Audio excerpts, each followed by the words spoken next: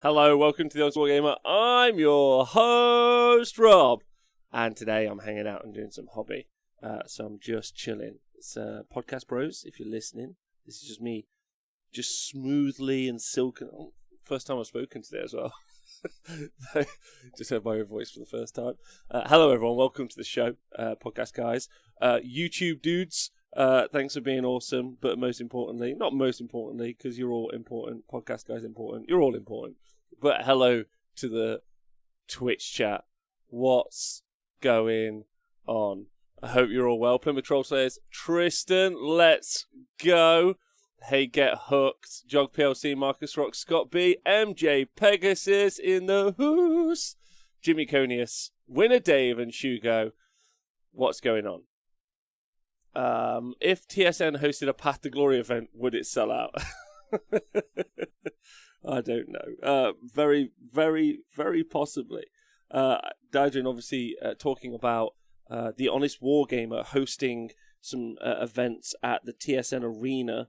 And we put those on sale yesterday, and the Age of Sigmar ones all sold out very, very quickly. Well, instantly actually, which is really nice. I think we've got 2 tickets left for the 40k teams, which is cool. So 40k teams, or there's an Age of Sigmar teams as well. The whole idea is it's 4 teams of 4 play a one-dayer, and they all just hang out and play 3 rounds. Everyone plays each other, and everyone can kind of go through the pairing process, which is obviously super important for teams. You could just hang out as a team, and I think that's a really sweet idea. So there's still 2 tickets left for that. So if anyone's interested, really excited about those. I think that's going to be really fun. Hey Bobbin, where's the dungarees? Now you're a farmer. I'm not a farmer. That's not what I am. Bobbin, what up? Smorgan, hey neighbour. Oh my god. Okay. MJ Pegasus says, I'm holding out for the TSN meeting engagements open. Coming soon from the Honest Wargamer. All of those events and more. I was really blown away. We've only got a small venue, so we can only fit 16 people in here. So, thinking on our feet in that situation, we're just aiming to have, really, really good events that, we try and really cater for the people who are attending. So people just, get to play in kind of luxury and just, luxury. Luxury is probably strong, but I want them to be really happy and seen to, and it just be really quality, and people just be really happy about that. That's kind of my scheme. So looking forward to putting them on. A little bit nervous, as always, but just excited. I don't think we'll stream any of the first ones, because I kind of want to just run the event here, make sure it all works, and we tick all the boxes, and then we can move on to streaming the rest of the events in the future, which is a bit of a shame.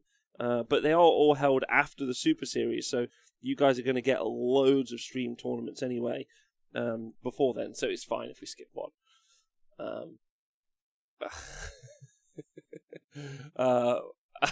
Not sure if the evidence the Lumineth were intentionally split last minute, but the only units they say were produced in 2021 were Blade Lords. Rest all say 2020. Oh, is this in the boxing? Yeah, I could see that making sense. Definitely. I tell you what, one of the things what day is the Crusade event? Stu redacted. There is none. Hey, Mr. Sneezy, what's going on? As it's relatively small venue, is there no room for horsing around? Fuck me sideways. You're all terrible, is what you are. I'm painting up, as you can see, another piece of terrain to go with this piece of terrain. You guys can see it's all big. There it is. I'm not far off finishing the key points of Ollie Town. This is Ollie Town that I'm painting up, which is very cool. Once this is all done, I think by maybe the end of tomorrow, this board will be done. Apart from flocking, I've got a flock like my life depended on it. Which is going to be interesting, but with snow. So I'm going to snow it all because it's on a snowboard. So looking forward to that. And then I'm going to move on to finishing the destruction board off. The mushroom board and then the destruction board. Do you know what I realised I haven't done? I haven't done a death-themed board, which is a little bit remiss of me. I'd like to do a spooky ghost board. So I'll kind of stick that into my plans for the future, because that would be a really fun board to do. You're doing old school skirmish events. We know that you love skirmish. Moobs, we are, yes, in fact, we're exclusively going to be a venue that just does skirmish base. Not Warcry even, just skirmish, just Warhammer skirmish is what we're going to do. For God's sakes. Hey Warchibi, what's going on? Thanks for resubscribing. Maybe run an event of that flyers along AOS game that got GHB love and an FAQ. I think Rob should do a cavalry force only cavalry. Oh, for God's sakes! Right, okay. I'm done on this bit. I've put too much. Does anyone ever do this? They put too much like paint on their wet palette. Like that's the thing I do, and then it all goes to waste. So not sure I'm doing that right. Yeah. How is everyone? Catch me all up. Got any questions? Want to chat about anything? I don't even have anything kind of in the bank really in my head. Like I've talked about terrain until the end of time. Don't need to do that anymore. We're all good on that front. We've discussed those Age of Sigmar 3 leaks coming from Smorks, so those were really fun. We've talked about all the new rules that have been out. Like there's the big Warhammer Fest style preview stuff next week, so that's really exciting. So it's just kind of like a nice chill week, really. Where like Dracaria super strong in 40k. We've had that conversation. That's good. We don't need to have that again. Apparently, there's a Goonhammer hit article coming up with a responding Warhammer Meat Watch article saying everything's fine, which is going to be good. AOS 3 reveal on Monday or Gravelord, says the Grey Lycan. I think AOS 3. I don't think it'll be Gravelords. I think Gravelords might end up being later on. Don't forget, they kind of had their hand forced with Gravelords, I would say. But maybe it's Gravelords. Could be Gravelords. Like, because it was that boxed packaging that, like, forced their hand to talk about Gravelords. So maybe it's Gravelords. I'd be excited for that. Very excited. I'm still excited by that book. Very excited about that book. Hoping that just the Warcry stuff has got zero to do with whoever wrote the actual battle tome. Because if the War Scrolls from Warcry have got anything, not Warcry, sorry, from Underworld, not Underworld, god damn it, Voodoo Village, that's the one it's called. If any of those, then it's going to be a bit of a mess of a book, but let's hope it's not. Meat Watch, there we go. There's also Saturday. Hello everyone, AOS has to be the secret day, says Rabbit Bunny. I think it's going to be like a Heresy box set is the general conversation, or as the very on the nose email said, it was going to be Warhammer Epic. So like I think that could be what we see. I suspect Gravelord should have been out last year paired with Snesh. Big guy, bin guy stonks. Yeah, Scott B, I think I agree with you. I've heard they're revealing their new data, which looks like a lot like the Honest Wargamers on Monday. Almost identical to the stuff on Monday, I'd say. Bless their hearts. Bless their hearts. I'm just... so I made a bit of a promise to myself. I don't know how you guys feel about it. I'm going to kind of just bang on to you about it while I'm painting. To try and just talk about the game more and the company less, like, as time goes on now. It's kind of going to be my focus. I'm fed up of a big shout out to I don't know if he wants to be named, so I'll keep it on the DL. But I got some really lovely Twitter messages explaining to me ERP and how fucked Games Workshop's production might well be, because they fucked their ERP system with, like, so if you guys haven't been keeping track of that, there's some sort of thing. I just kind of want to not talk about that anymore. I just want to talk about miniatures, and I want to talk about the rules, and I don't want to talk about fucking anything else. If they end up, because I've had that conversation a billion times, I'm going to go find some clips of me talking about it. I'm just going to share them out. If anyone asks me my opinion on something, I'll just be like, here's my opinion, done and dusted. Don't need to do it anymore. And then, what the fuck is ERP? That's out. Scrunty Hugh, agreed. Baron AJ, thanks for resubscribing. So, it's not that it's not good for my mental health. It's just boring. Like, I've had the conversation. Like, all of you guys are smart motherfuckers. I don't need to have the conversation with you again. You've all heard me have the conversation time and time again. We haven't got to do it. Let's just not do it. Like, and if anyone new comes in, and then they say some dumb shit, like, we don't even, like, fucking leave them. Like, there's dumb content creators saying dumb shit, just leave them to it. Just let them fucking flow on their journey. and then just talk about the game. Do you know what I mean? Am I smart? Am I smart? I don't know. Are you so smart? Yeah, we are all smart. How do we teach people to actually slightly engage their brain so I can stop seeing forum posts about how they hate double turn because they're bad players? I don't know, man. Do you know what? There's some good players. Tony Moore's a good example of someone who's a very, very good player who doesn't like the priority roll. And Tony Moore also plays a bunch of different game systems. Tony's probably my my point for the only is he the only constructive? I think he's one of the only people I have like a lot of gaming respect for, as a person as well, but like gaming respect for, and he doesn't like it. Like no one else who I respect in gaming, like I think dislikes the double turn. So he's my only point. So I think Kappa minus one hit and the potential of a reaction using CP makes the Starshard Ballista a bit better, says Shugo. Interesting. Yeah, okay. I think that's interesting as well. I still think the Sentinels are very good, but Sentinels not that far away from being pointed out of being functional, and then the Ballista can come in as a secondary piece, ultimately. Because the argument's pretty good, I would argue. Like, I think the argument is very strong already for the Sentinels, but I think you can really argue for the Ballistas if a points change comes across. I guess probably one of the main reasons that you argue for Sentinels is they fit inside the Aurelian Legion for Tomb Kings. Not Tomb Kings, damn it. Not Tomb Kings. That's because Tristan's in the chat. So I would argue, like, once battalions go away, if that ends up being the case, that actually things like ballistas and other stuff become like far more relevant, potentially. Everyone wants to thoughtfully talk about the game. Next minute, they're just another shitty leaks channel. True up, Smorgan, true up. I mean, yours weren't shitty, though. Like, those Grim Dark guys, all love to you, but sort your fucking audio out. And that's me saying it. We've had some dodgy audio over the years.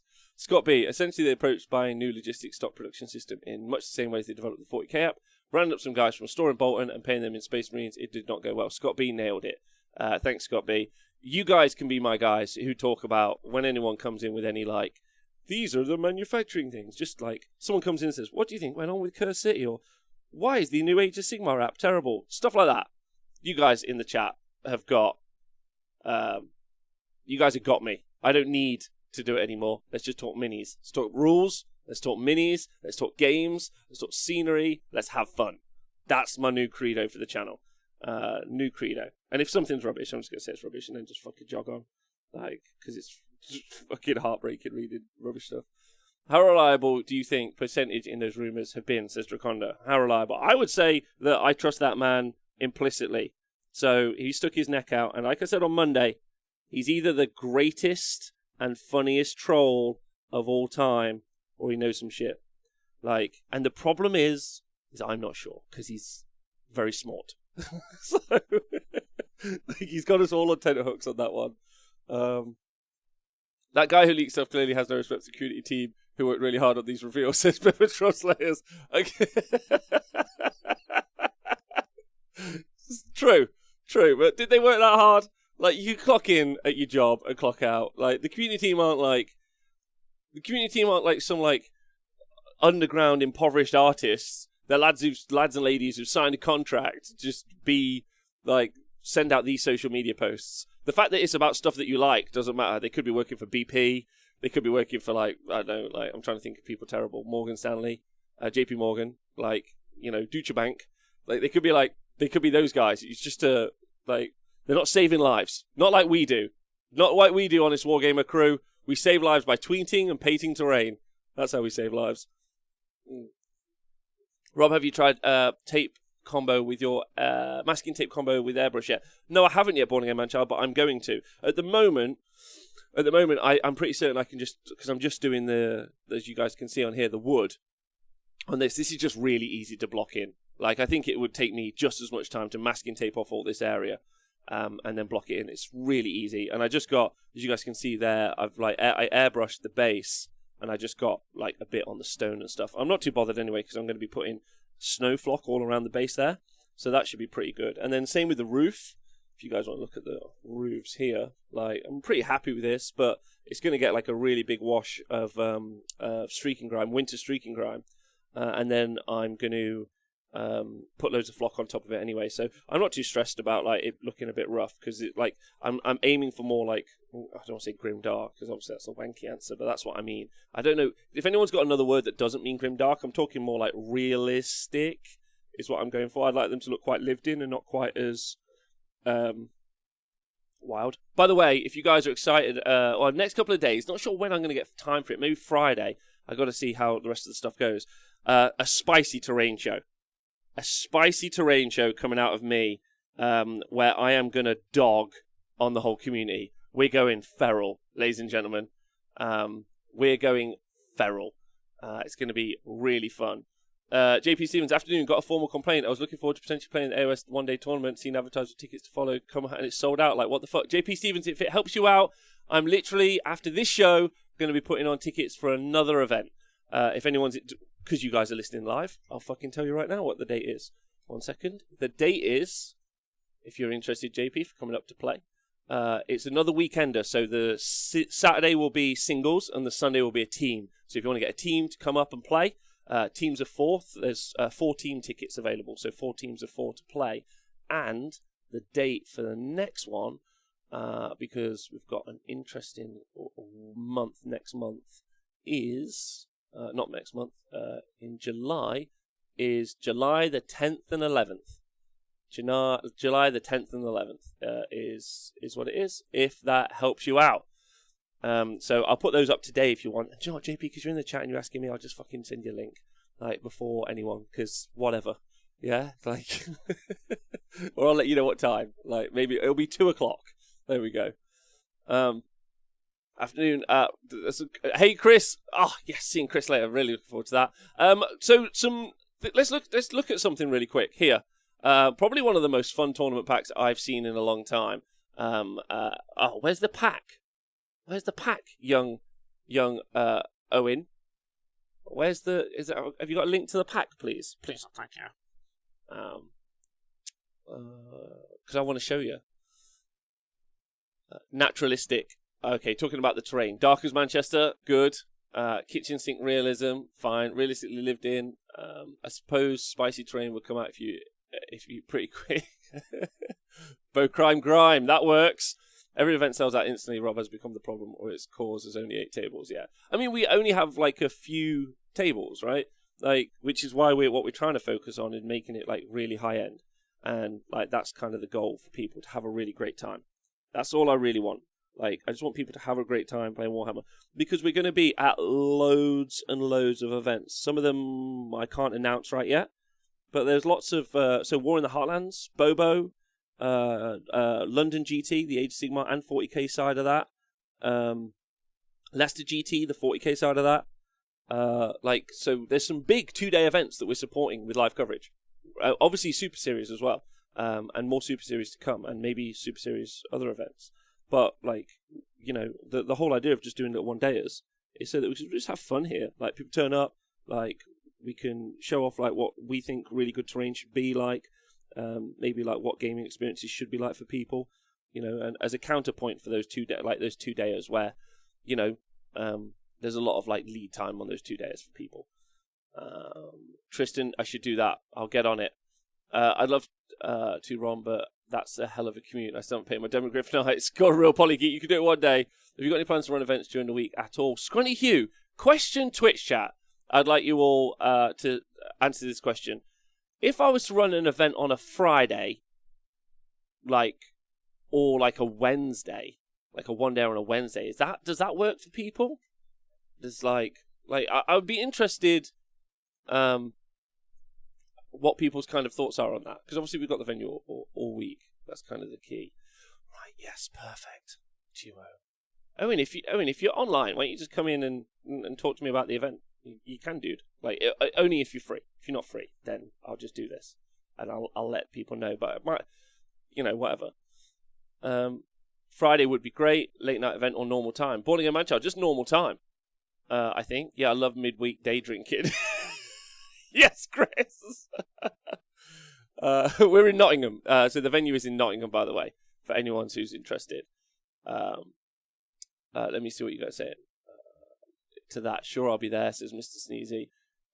Wednesday is good, easier to take time off during the week. If I wanted to go to an event that I'm not working or doing streaming at, like, I have to probably take a work and event time off. So, like, a midweek tournament would be great for me because I do all my stuff in the I don't know, whatever you call it, in the weekend. At the weekend, I'm a weekend guy. Like, I'm going to work weekends. Most of my adult life, probably in the future, like, I'll be working weekends, so I won't get to hang out the weekends. Yeah, go on, Owen. Just call me whenever you're free. Go and try and get one of your events in some point this year, says Warchibi. Just do it. But then we're going to be at loads of other events as well. The whole point about just running our own singles events here is we hope that they're super class, they're really fun. I want to have thought about everything, like I have overanalyzed the whole process, got way too into it, try to think through the box, like take loads of feedback, generate loads of good stats, which will be something really important as well. Make it so it's really cool. People enjoy themselves, and we go to larger events, we can be like, cool, we know what we think the standard is for an event. So when we go to an event, it doesn't really hit those standards. We can be like, look, here are things that we think you should do better, or here are other ways to improve the experience for gamers. Like, this is what we're here for. It's what the Honest Wargamer's here for. So, like, that's the point. And then hopefully, if we can organise the cruise, we could also do a load of live coverage off the back of it. So that'll be really fun. So people turn up, play, we can do live coverage. That means more live coverage for you guys from the TSN, which is fucking let's go. We do games day midweek. They're great. Okay, let's do it. Okay, give me a sec, guys. I'm just going to call in, get excited, the Owen Jackson, ladies and gentlemen. Let's see how he is. We missed him on Monday, so now we get him back today. Because if we don't have at least one portion of Owen in the day, then it's not good. Let's go grab him. That's what they say. We need some OJ. It was one of my 5-a-day OJs. Here we go. Jump over to you. Hi, babe. How are you? I'm all right, man. Look at this. No hat. Wow. Look at that haircut. How you feeling? Feeling fantastic. Most people don't know, but me and Owen normally start the Monday show with a disco dance. That's how we get in the... Developed into a real thing, isn't it? It's like, it brings me so much joy. You know, the first time we see each other, like, in the street, I'm going to see you at a distance. I'm going to start dancing towards you. Yeah. No music on. Just doing that Shaquille O'Neal or whoever it is, that little shoulder thing all the way up. How are you? Are you well? I'm all right, man. Yeah, I'm good. I got up really early this morning to play Warhammer, so I'm feeling a little bit sort of, I don't know, fuzzy. Yeah. Who did you play? I played against a chap called Tyler Buckets, who nice. does very well in my tournaments with his Blight Kings. Yeah, 45 Blight Kings and Be'lakor. I wouldn't wake up for that. Not for love nor money. Like, it was fine. The mission kind of suited me, so yeah, it was good. Got a good win for the team, so pretty pleased with that. Good job. So oh, go on. After you. That was it, really. So yeah, I'm supposed to be doing some proper work now. So sorry. No. But this is the kind of work that I enjoy, obviously. So yeah, but a few bits of work, and yeah, that's it, really. I'm going to build some. Oh, Rob, I thought I'd let you know. Yeah. Me and Curse City. I normally update you every day, but I haven't spoken to you in a few days. We're still getting on really well. Me and Curse City.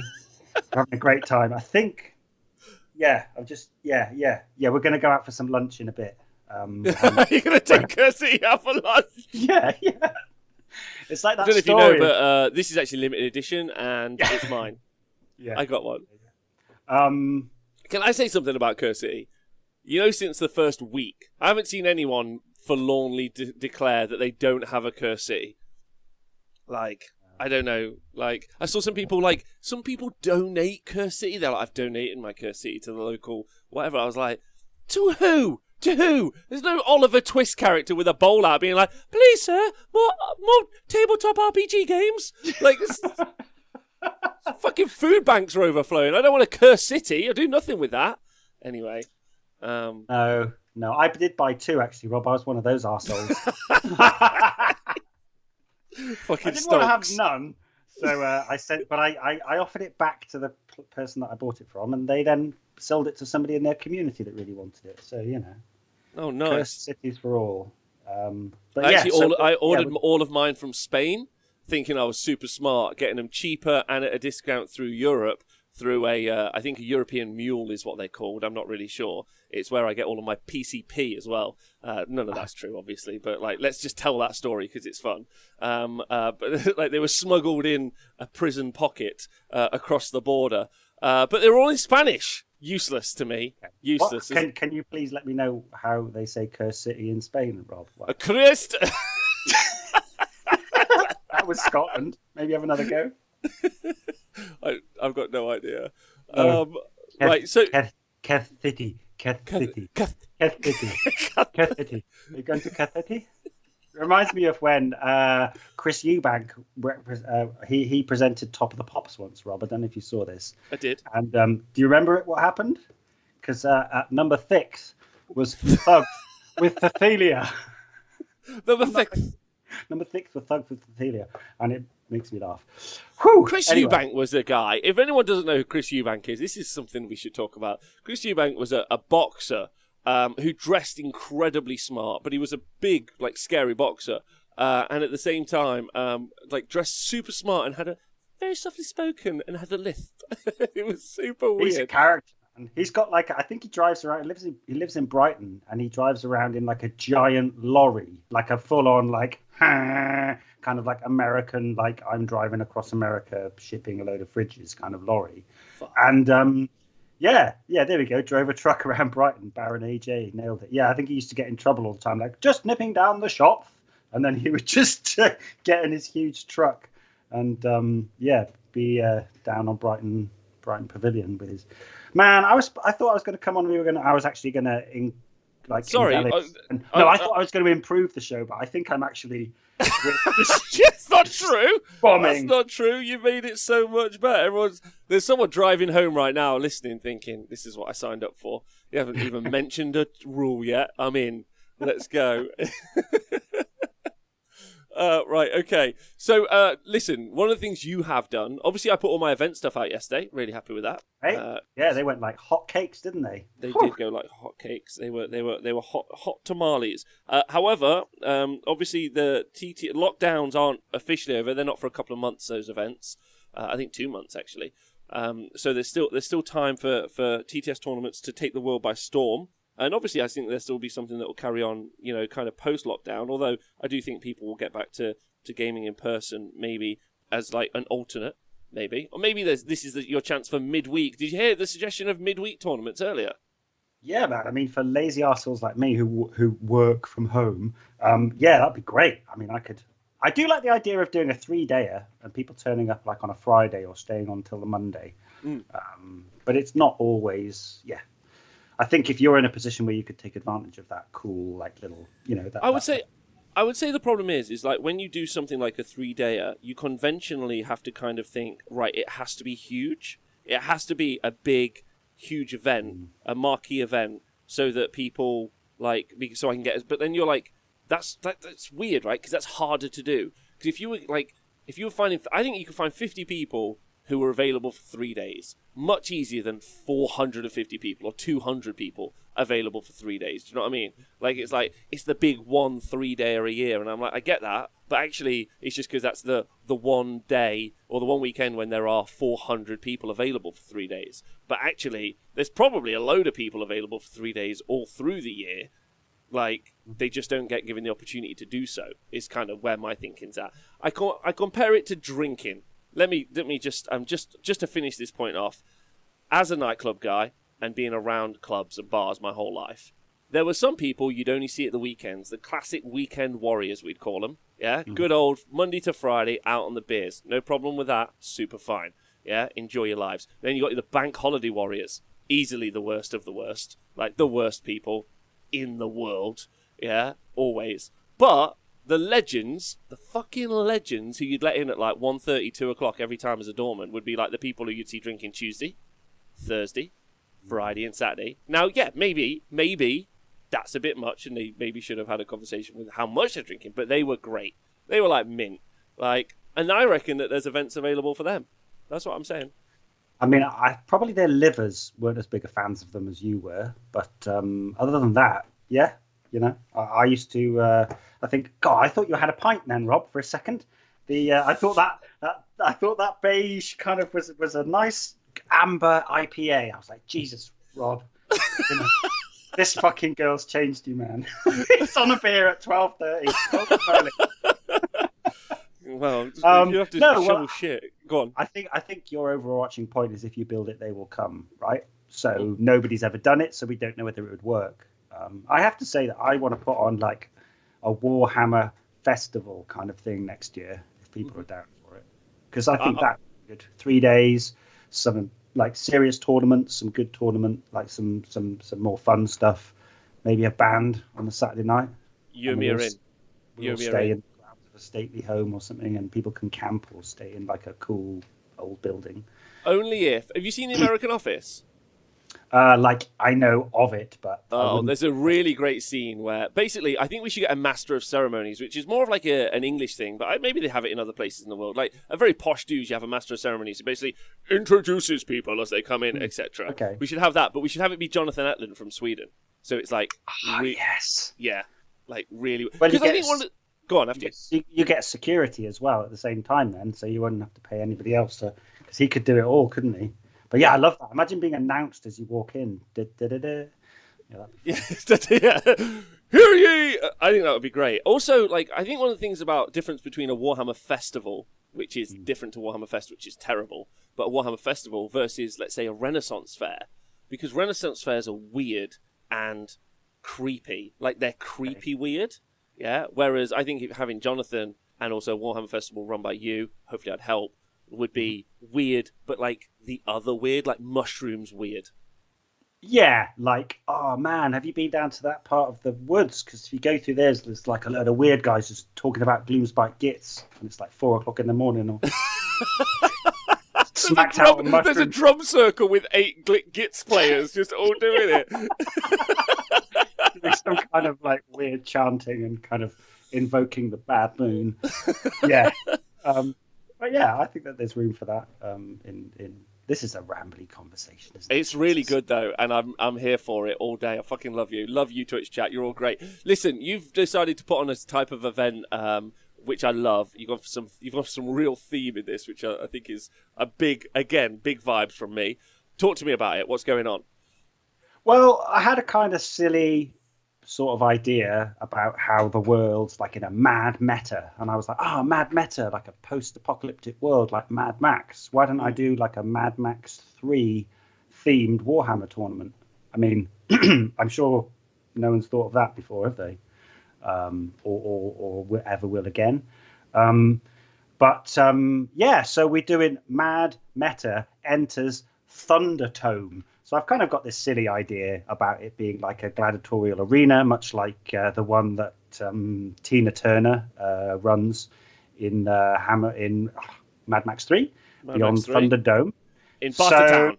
Yeah, Bartertown. Oh, yeah, Master Blaster. Yeah, that guy. Yeah, all that. I had a couple of lads who worked for me when I was a club promoter at one point who I called Master Blaster because one of them dumb like a post and the other one was like but tall and strong. And the other one was small and a genius. And I sent them off as a little pair. And like the little one would always be poking the big one, like, "Come on, you big goof." Yeah. But the big tall one was gorgeous. And like he would just hand out flyers and girls would be like, "Oh, hi." Like they would just be the little one would be poking him full of rage. It was really good. Sorry. But the little one didn't ride around on the big one's shoulders? Certain points. Work in a methane farm either, no. The little one, the tall one was dumb. Like we had to teach him how to tell the time on his watch, like non-analog, analog. Sorry, and also he thought women were pregnant for 12 months. But gorgeous, what a looker! That's what he got hired for. That was he would be more than welcome at any of my tournaments, by the sounds of him. So yeah, this one basically we've got a gladiatorial kind of vibe. And I did a really silly poster that took me about 2 days of Photoshop work with Croak and Marathi. And then, it's now born this rather silly idea of entering like a Thundertome. So basically it pitches books against each other. So if you take a lower level book, then you get more points. And there are limitations on the list building. So basically it's kind of like trying to level the books out a little bit and show how, give people a different list writing challenge, a list writing challenge. So yeah, if you take a Sylvaneth army or a Beasts of Chaos army or Blades of Khorne, you get 2,200 points. And if you take Daughters of Cain or Tzeentch or Seraphon or any of that other stuff, you get 1,800 points. And that's what you've got on the screen, right, Rob? I think you've got my little sort of teaser pack. Thundertome, 2 books enter, 1 book leaves. There you go. You guys can see that. It's a great idea. Yeah, I think. It's a bit of fun, right? And you can be really creative on TTS because you're not, what's the word? You're not kind of devaluing anybody's collection. Nah. John, I'm against that now. Like that argument, I think is like, I was always a bit like, what? You have only 1 2,000 point army painted. Pathetic. Like that was my first point of call, and then now I'm like, someone's like, you're devaluing my collection. I'm like, do you know what? You've never played in a tournament, and I hate you. Is my new response to those people. I hate is strong. Hate. That's not like no. I just wouldn't rescue them if they were drowning. Judge them mercilessly. Would you say that? Yeah, like they're in my burn book.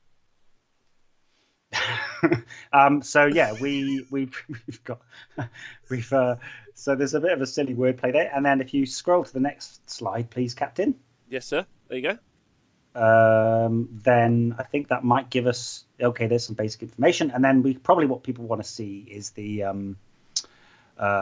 levels, and they choose your entry level. Yeah, so it's kind of like when you do walk into the gladiatorial arena, and you're like, what am I going to pick up? The chainsaw, the spear, the really tiny spoon. What's my weapon of choice? Am I going to be in a toga with a fucking net? Or am I going to be there with a shield, full plate mail armor, and a giant sword? Which one do I want to pick? With full plate mail shield and armor coming in at level 1 is the 2,200 points. No, sorry, this is the wrong way. Level 3, sorry, is the only 1,800 points of Daughters of Cain, Disciples of Tzeentch, Fire Slayers, Ironeth Deepkin, Kharadron Overlords, Lumineth Realm Lords, Ogre Moor Tribes, and Seraphon. So they're 200 points below. Fascinating. What I guess it's the tournament results really that push them for you. Yeah. I mean, people questioned ogres, but there is also limitations on you can't take named characters, you can't take more than 3 of any battle line, no battle line if, and then there's only 2 of any other war scroll, so it stops people spamming. And ogres actually do okay because they don't really have any named characters. Frostlord on Stonehorn is still going to be legit in that army. And I think it opens up lots of interesting avenues for list writing because some people will like the challenge of playing 200 points down, whereas others will want to dip into it. My feeling, Rob, at the moment, from all the conversations that are being had, is that everyone's going to just jump on 2,200 point lists, and we're just going to have a mad meta where everyone's playing Feck and Gitz and Nighthaunt, but they're all playing with 200 extra points of stuff. That's fascinating. Yeah, interesting that just dropping those 200 points means players just don't want to play them, even though I think this all makes sense roughly. So, like, if you're playing Sylvaneth versus Seraphon, there's a 400 point difference. Like, Sylvaneth have got 2,200 points, and then Seraphon have got 1,800 points. But I don't think that puts them in parity. Oh, maybe it does. Maybe that's what puts them in parity. Like, maybe that's, like, equal. But it's weird that, like, people instinctively go, I'm going to jump over to 2,200 rather than play with my limited 1,800. That's really interesting. I would love to look at when this happens, because it's happening in May, right? May the 3rd and 4th. 8th and 9th, a week Saturday. 8th and 9th, sorry. I'm fascinated. We'll do a show on the Friday, or I'll do a show, whatever. And we'll look at the information as it comes in, and it will be really interesting to see the spread and where people end up sitting. Have you already got some of that info, or that's not in yet? I have. Some people have submitted some lists, and there's been a lot of conversations. I've got 2 lists in so far. One Slanesh and one Sylvaneth. So that's I think that the format is working. Yeah, there's a Mr. Sneezy. Why is Feck in the same? Hammer Time TTS, everything up to Hammer Time 8, they had a 29% win rate. So I just basically put in place 4 bands, 0 to 40, and then 40 to 50. So 0% win rate to 40% is level 1, and then 40 to 50 is level 2, and then anybody with over a 50% win record went into level 3. Just tried to keep it pretty simple. Yeah, and to answer Mr. Sneezy, some of the reasons, just as kind of quick like analysis piece, one of the reasons FEC do really badly at the moment, not saying that they're terrible or trash, because their book is quite good, they're countered hard by everything that's good. They struggle against shooting significantly, they have no real way of protecting themselves. They also don't generally have low drops, you have Ghoul Patrol and other stuff, so they're low-ish, but they're not low enough, and also the amount of output that we see when we're talking about, when we talk about any of those top armies, but they do elite level damage. So a lot of mortal wounds, a lot of high rend, and it's that Ghoul King on Terrorgeist that really is like a lot of people will be like, Flesh Eater Courts weren't carried by Ghoul King on Terrorgeist and Strike Twice, and I'll be like, you're wrong. And that's the conversation right there, yeah. And if they die, the game is over. And so that's kind of the key takeaway. So I think that's 29% is crazy, but were many people even playing them? Not really. That's the thing. It was quite a small sample size, but that's also why Beasts of Chaos aren't in level 3, because they did have a 52% win rate, but they've been propped up by lots of good players taking them. So I had to. There was a lot of. It's very data driven, but then there's a little bit of sort of my sort of twist on it as well. I'll be honest with you, Rob. Do you want to know what the original plan was, but it's too difficult to enact? Please do. I love this. So the original idea for the tournament was, this is through the help of all sorts of people, like bouncing ideas around and just generally staying up late and thinking it all through. The Thundertone was going to be that you write 3 lists. Everybody has 2k points, and you write 3 lists. You write a level 1, a level 2, and a level 3 list. And then as you progress through, the first 2 rounds of the 5-round tournament, everybody plays their level 1 lists. So everybody plays their low-grade list. And then from game 3 and game 4, you can use your level 2 list. And then only in game 5 can you use your level 3 list. But the twist on that is that you are motivated to continue using your low-level list, because if you go beyond level 3... if you go beyond game 3, at that point you could choose a level 2 list. But if you continue with your Sylvaneth or your Beasts of Chaos, you get more points for winning games with those in the later rounds. But it was just crazy hard to balance and crazy hard to keep a track of. Somebody said, "Oh, I'll make an algorithm for it." So somebody smarter than me is gonna maybe do that. But I don't know. It's the end of AOS 2, right? It's a mad world of haves and have-nots, and I wanted to just level the playing field a little bit, make it fun, and give people a real opportunity to investigate other books. Also, there's no allies, Rob, so it is literally allowing the pure book to sing. And then I've managed to cut down on spam by saying you can only take 3 of any unit if it's pure battle line, no battle line if. So like people take in, an Achillean king or whatever to make, eels battle line. You can still only take 2 units of eels. What do you think on this? I think it's going to maybe turn out with the increased points and the fact you can't spam. It's going to be like, I think, big blocks that you can then buff up. I've got a feeling that might be the way that a lot of people go. Yeah, potentially. Because you can only take so many per war scroll, you'll just end up like maxing out said war scroll. I think that's quite interesting. I think one of the things that's really interesting about this, and it actually ties into the kind of current release schedule, and we can all really have a conversation about it, is no named characters is like a rule in there. And actually, really key, new Croak coming out, Be'lakor, Teclis, Archeon, Kairos, not Alariel, poor you, Marathi, obviously. There's some cornerstone pieces now in a lot of these Age of Sigmar armies. Do Beastcore Raiders have a named character, like Ogre Moor tribes? Yeah, they've got Hrothgar, the man trapper from Underworlds. So basically, no, they don't, Rob, they don't. So they don't. Oh man, imagine when they get a centerpiece. That's going to be kick-ass. But the no-name characters thing, I quite like, because, I think, Games Workshop have almost given us a way of really creating new armies or a very interesting meta. I think that there could be a two-party system. Not that that's ever good in any country ever. There could be like a two-way of playing where really you've got a no-named character tournaments and named character tournaments. And that's not me saying that they only be one or the other, but I think that there's a fascinating... Like, if we went through and took out all of the named character lists, honestly, it'd be very interesting. It'd be very, very different. And the meta would be significantly different as well. Deepkin would still be there, because, like, there's not too much difference. But, I think that would be very, very interesting, I think. And actually, I would love to see a tournament. So this is going to have no characters and no allies. But I think I would love to see even just like a 2-dayer, big 2-dayer, just go no named characters. Super simple. Mm-hmm. Like, I think that would you could shake up the whole game with a really simple kind of change. And I don't think that affects people's armies, because I think that is a lie. So yeah, I don't know. Like, you do you like the idea of the what is it about the no named characters that you threw in? Like, why?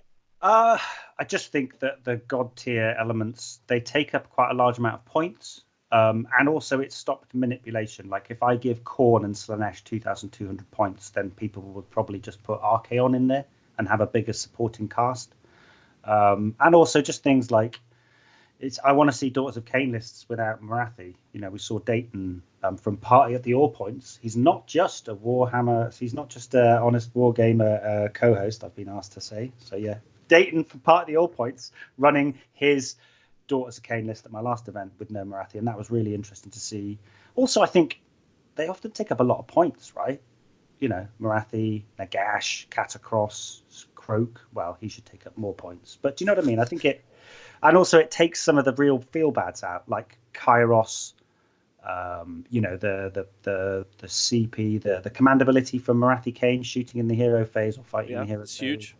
Well, that's what I'm trying to say. I think some of the abilities that they put in the game at the minute, they've intentionally and clearly tied to the named characters. And it's like Be'lakor. Take Be'lakor out, Dark Master goes. Cool.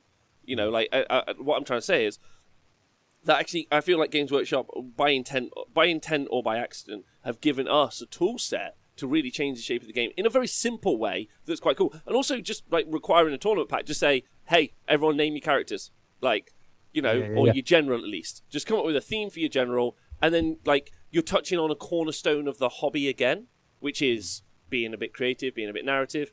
But yeah, that's honestly love that. Yeah, it's somebody asked a question, and well, there were two funny things come up. One was like, "Oh, what about I can't take so and so?" And I was like, "Look, new heroes can be born," which is just like what you've described, right, Rob? And that leans into that element of, you remember when your little hero wallops a Ghoul King or whatever. But also, I did have one person DM me saying "Justice for Lotan," which just made me laugh out loud. You banned Lotan, damn it! I know, outrageous. One thing that came up actually, Rob, and I hadn't thought about it before, but okay, you talked about ogres and how they've got a large amount of, they've got no-named characters. Nighthaunt surprisingly get kicked in the balls really hard with this format, and I didn't foresee that because you think you've got Olinda, you've got Reikenor, everybody's named, aren't they? Kurdos, Kurdos Valentine. So yeah, that's the thing, and I have really enjoyed. People have come back to me and they've ended up going, "Would this be legal?" And they've fulfilled sort of 3 out of 4 of the criteria, but one other thing has tripped them up. So like the battle line thing, the capping out of units, and then the no-name characters. It kind of, it's just a little challenge. It's like anything, isn't it? It's like, I don't know, if you're really good at a musical instrument and then somebody gives you like a weird guitar to play, you're like, "Oh, I'll see what I can do with this." In the same way with creativity, with list writing and things.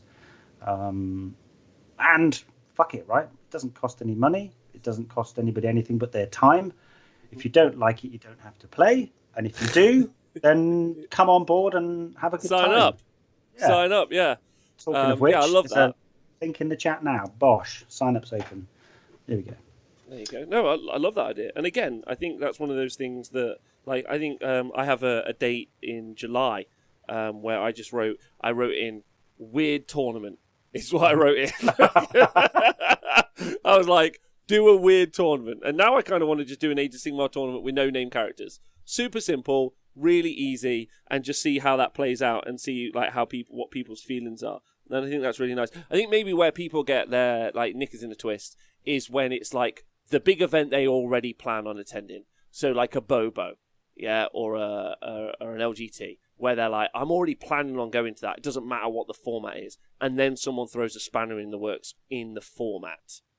I think that's the situation. I think what's nice about this is it's the format that's the selling point. It's like the format is the idea. You weren't already planning, next year I'm going to Bobo, and then all of a sudden Bobo announces, like, you can only take Nighthorn. You're like, what? Like, this doesn't like make any sense. This is like the format's the lead point of this particular event, and I think that's fantastic because I think that's a great opportunity for people. Because I like weird events. Like, it's super cool. Reminds me again still of loads of club night stuff where like you as the customer always had the option. You're just like, oh, there's going to be some funky cool thing. Like, that's fun. I'm into that. Like, what we all dress up as traffic lights. I'm into that. I'm not into that, by the way. But yeah. It's the same as food, right? I don't want to eat fucking cheese sandwich every day. Some days I might want to go and have a wrap or a Turkish pizza, or maybe just sit in the garden in my pants and have some salad. Every day is different, so there's room for tournaments to be different. Is every day different, or is every day in your pants in the garden having salad? Like, which one is it? We'll talk about it afterwards, mate. It's becoming a real problem, I must say. No, so that's it. So yeah, we're going to do that, and then we're going to do one serious big tournament. I've trailed it or mentioned it. We'll do a TTS Masters. Yeah. And look at that, JP saying at least all the 1800 point lists will get a triumph. They won't, JP, because the triumph is allocated to the list that has the least points based on its starting level. So, for example, if you wrote a list that was 1800 on the nose, somebody with a 2190 list would get the triumph. So yeah, there's another little quirk of the system. But yeah, that's it, man. I think Thundertome, if you want to get involved, it's fun and everyone's great on the whole. Yeah. I think also like a great opportunity for at some point to run an event very similar, but just it's called the Thundertome. Yes. With an F.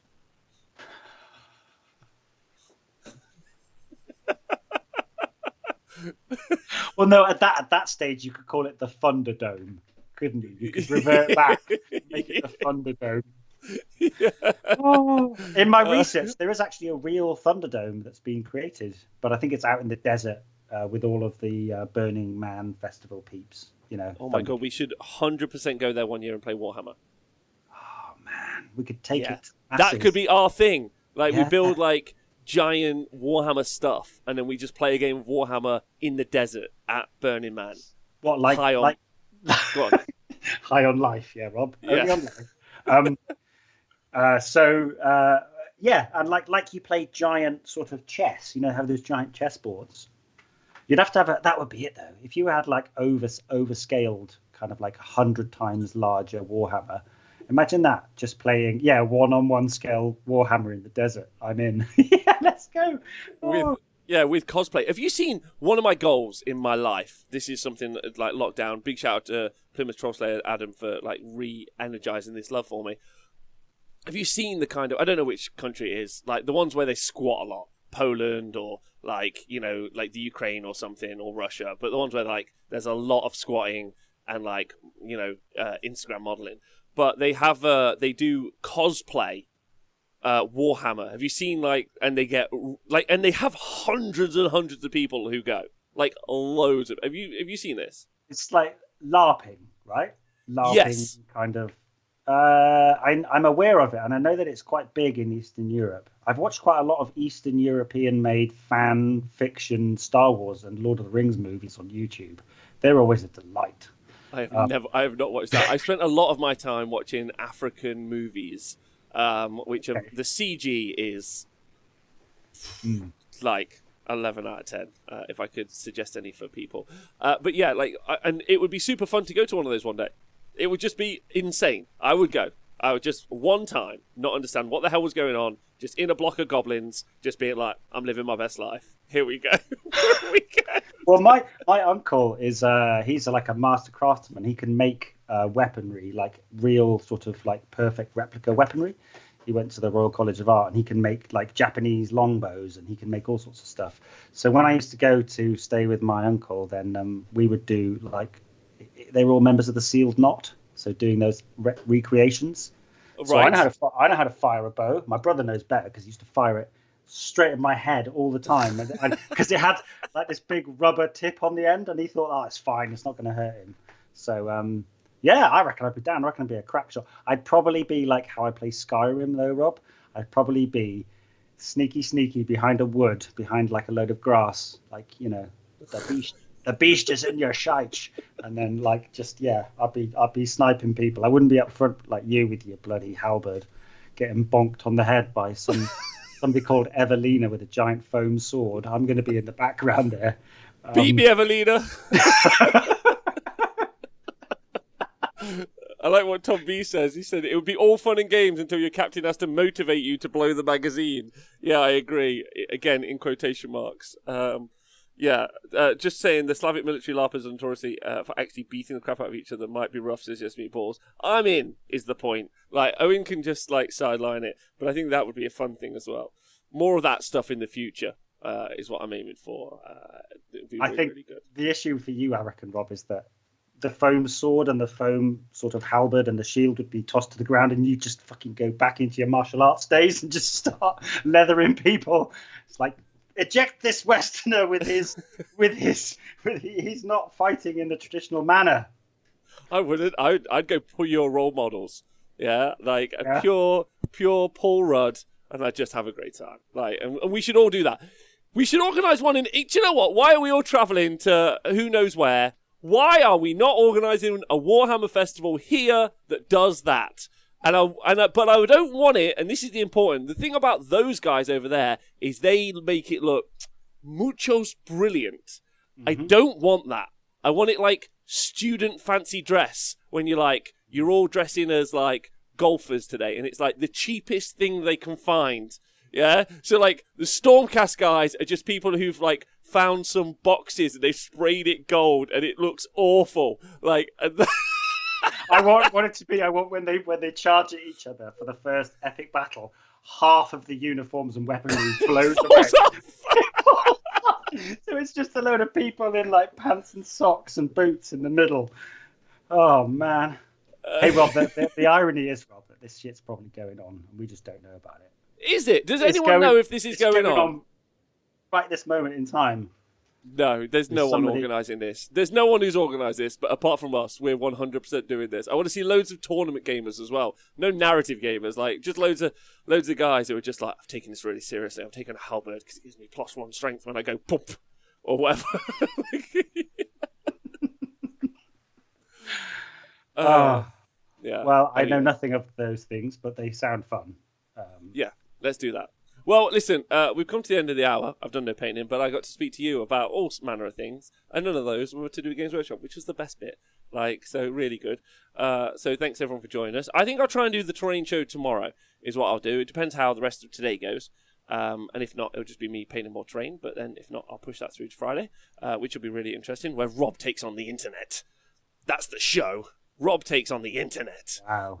Yeah. Rob versus the internet. That's bigger than Scott Pilgrim versus the world, isn't it? Just Rob versus the internet. Like, do you mean the internet? No, I mean only people who really are in any way interested in Warhammer, Age of Sigmar, and also terrain at the same time. So it's quite a small portion of the internet, but all 8 of us are livid at each other. Livid! All right, Owen, it's been lovely. Don't forget, we'll include in the show notes a link to this event, so you guys should check it out. Ratadron, thank you very much for resubscribing. That's very lovely of you. And thank you, everyone, for tuning in live. You've all been great people. Thanks to everyone on the podcast, everyone who listens to us on YouTube, and, of course, everyone on Patreon. Couldn't live without you. You're very much appreciated. You're just great, great people. So, yeah, Owen, you got any shout-outs before we go off today? There's Robert Symes. He'll know. He always watches the show. I'm going to shout him out. He's a top fella. You're just as bad with a bit of praise as me. But I'm going to shout you out today for a change. Okay, you're check shirted, lovely. That'll do. I don't mind. It's going to be really fun. Let's go raid someone. Let's raid this guy, Exoboro, who's saying, did someone say Pink Stormcast Eternals? Because I'm in. Yeah, let's give that guy some support, because I haven't seen anyone do Pink Stormcast, and that'd be mint. Okay. Wouldn't it? Would it not? Oh, no. You're really into colour and the Pantone scale, aren't you? Yeah. I've got a Pantone book right here. I'm a traditionalist. So, would pink not work? Nah, fuck it. People do whatever they want. My mate at the moment is painting his little vampire sort of underworlds all as Thundercats. Oh! The Thundercats colour scheme, because he thinks that the bald one looks like Panthro or whatever his name is. Oh my god, he does. He's the spit. He is the spit, isn't he? Yeah. Fuck yeah. All right, well, let's go raid this guy and make him feel happy and cheer him up. Owen, it's been nothing but a pleasure and a delight. Thanks, everyone on Twitch chat. Talk to you soon. Look after yourselves. Bye.